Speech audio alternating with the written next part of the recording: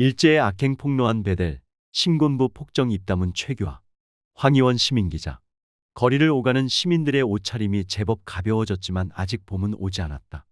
우리 시민들에게 2025년의 봄은 평생의 기억에 남을 법하다. 그토록 기다리는 봄, 목을 빼고 기다리는 봄이기 때문이다. 그러나 아직 오지 않고 애를 태운다. 불면의 밤을 끝내는 한 문장이야말로 우리의 봄을 열어주리라. 주문 피청구인 대통령 윤석열을 파면한다. 끝내 봄은 올 것이라는 희망을 안고 탐방에 나섰다. 지하철 2호선 합정역 7번 출구에 모인 탐방단은 양화진 외국인 선교사 묘원을 시작으로 최규하 대통령 가옥을 들러 최종 광화문 집회 현장으로 이동하는 일정을 시작했다. 양화진 외국인 선교사 묘원은 합정역에서 걸어서 채 5분이 걸리지 않는 곳에 있다. 어찌해서 외국인들은 양화진에 묻히기 시작했을까? 양화진은 송파진, 광진을 모아 부르는 조선의 삼진 중에서도 가장 아름다운 나루이긴 하다. 애초에는 조선에 거류하는 외국인의 묘역으로 남산 등지가 검토됐다고 한다. 그러나 원칙적으로 도성과 성저 심리에는 묘를 만드는 것이 금지되어 있었기 때문에 조선의 조정이 정해준 곳이 바로 양화진 언덕이었다. 이곳에 처음 매장된 인물은 누구였을까? 바로 재중원 이대 원장을 지낸 JW 해론이다. 조선 말기는 기독교가 불법이어서 선교사들은 의료, 교육, 자선, 고아원 사업 등을 통한 간접 선교를 했다. 해론은 1890년 7월 26일 이질로 사망할 때까지 만 5년 1개월 동안 낮에는 의료 활동을, 밤에는 성경 번역에 전념하며 선교 활동을 펼친 인물이다. 외국인 묘역은 외국인 대표단이 관리했다. 묘역의 소유와 명칭은 여러 굴곡을 겪었다. 일제의 조선 강제 병합 이후 1913년에는 묘지회가 조선 총독부의 소유자로 등록되었으나 1941년 태평양 전쟁으로 인해 외국인들이 철수하면서 적산으로 압류됐다.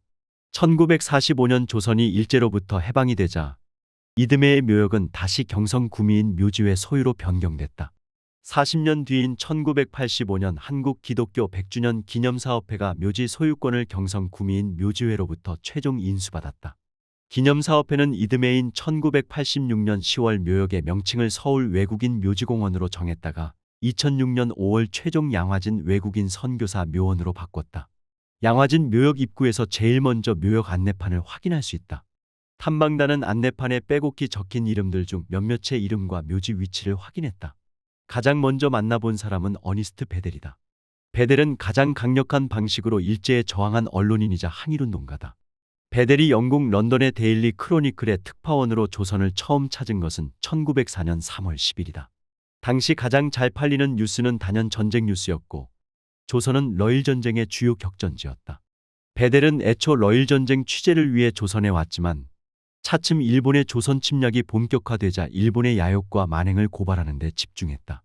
조선에 온 지 36일 만인 4월 16일 경운궁 의문의 화재에 대해 일본군의 고의 방화 의혹을 제기하는 특종을 터뜨렸다. 베델의 기사는 오면 톱기사로 실렸지만 아이러니하게도 이 기사로 인해 데일리 크로니클에서 해고됐다.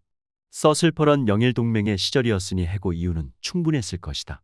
실제 베델은 이후 데일리 크로니클의 일본에 대한 우호적 스탠스에 따른 지침이 있었다고 밝혔다. 베델은 부임 3개월이 지난 7월 18일 이번엔 아예 언론사를 창간하는 것으로 역사의 무대에 재등장한다. 한성부 중부 수진방에서 양기탁과 함께 대한매일신보를 창간했다. 이 신문의 주요 필진으로는 훗날 제2대 대한민국 임시정부의 대통령을 역임하게 되는 박은식, 단재 신채호 선생, 최익 등이 있었다. 1905년 11월 17일 을사늑약이 강제로 체결되고 서울에 통감부가 설치됐다. 사실상 일본 통치가 시작된 셈이다. 일본 헌병대가 모든 신문을 사전 검열했지만 베델의 신문은 치외법권의 특혜로 사전 검열을 피할 수 있었다. 베델의 신문이 항일운동의 본산 역할을 톡톡히 해낼 수 있었던 배경이다. 을사늑약 체결 후 당대의 문장가 장지연이 시일야방성대곡을 발표되자 일제는 이 글을 실은 황성신문을 아예 정간시켜버렸다. 이때 베델이 나섰다. 장자연의 글을 호혜로 내는 한편 영문으로 번역해 코리아 데일리 뉴스에 게재했다. 일본의 한국 침략 사실을 담은 기사는 조선을 벗어나 일본으로, 일본에 있는 서양인에게로, 종국에는 서양과 전 세계로 퍼져나갔다. 일본의 특사 다나카 자작의 흉계로 무기를 가진 일본인들이 경천사탑을 급습해서 탑을 해체하여 실어갔다고 한다. 1907년 3월 7일치 대한매일신보의 특별한 단독 기사의 첫머리다. 1907년 1월 대한제국을 방문했던 일본의 국내 대신 다나카 미스야키가 경천사 10층 석탑을 해체해 일본으로 반출해 갔다는 충격적인 내용이었다. 대한매일신보는 이날 일보 기사를 시작으로 장장 3개월에 걸쳐 일제의 약탈 행위를 지속적으로 보도했다. 집요한 보도로 일본인들 사이에서조차 비판이 일었다. 결국 국제적인 이슈로 부상하자 조선총독부까지 나서 반환하라고 요구하기에 이르렀다. 경천사 10층 석탑은 1918년 11월 15일 포장도 풀지 않은 채 반출할 당시의 모습 그대로 11년 9개월 만에 반환됐다. 1907년 9월 무렵 베델이 발행하는 대한매일신보와 그 자매지 대한매일신보 한글판과 더 코리아 데일리 뉴스 등 세 신문의 발행 부수가 1만 부를 넘었다. 당시 다른 신문들의 전체 발행 부수보다 많았다. 조선 말기 문인 황현은 매처냐록의 대한매일신보가 일본인의 악행을 게재하여 들으면 듣는 대로 폭로하였으므로 사람들 모두 그 신문을 구독하여 한때 품귀 상태에까지 이르렀다고 적었다. 이처럼 대한매일신보에 대한 조선 민중들의 사랑과 신뢰는 절대적이었다. 이렇듯 조선 민중과 항일 독립운동에 막대한 영향력을 가진 대한매일신보와 베델은 일제에게 눈엣 가시 같은 존재였다. 일제는 베델과 대한매일신보 죽이기에 골몰했다. 어니스트 베델은 몇 차례의 재판과 옥고를 치렀고 1909년 5월 1일 아직은 사랑하는 조선 민중을 위해 해야 할 일이 더 많이 남아있는데 돌연 하늘의 별이 되었다. 심장 확장이 사인이었다지만 지속적인 일제의 탄압으로 인한 옥고와 누명에 대한 스트레스가 건강을 해쳤을 것이다. 많은 조선인들이 베델의 죽음에 애도했고 그의 마지막 가는 길을 따라 나선 조선인들의 장례 행렬은 끝이 보이지 않을 정도였다. 오늘날 우리가 어니스트 베델을 통해 깨달아야 하는 가치는 과연 무엇일까? 인류는 당장의 우월을 과시하며 누군가를 약탈하고 억압해선 안 된다. 강자가 마땅히 약자를 보호하고 더 가진 자가 덜 가진 자에게 나눌 수 있는 인류에 가득한 세상을 만들어보자.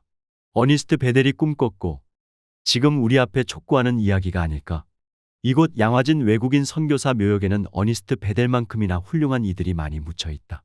호머 헐버트, 엘버트 테일러, 소다 가이치의 묘역을 둘러본 탐방단은 시계를 1979년에 12월에 맞춰 이동했다.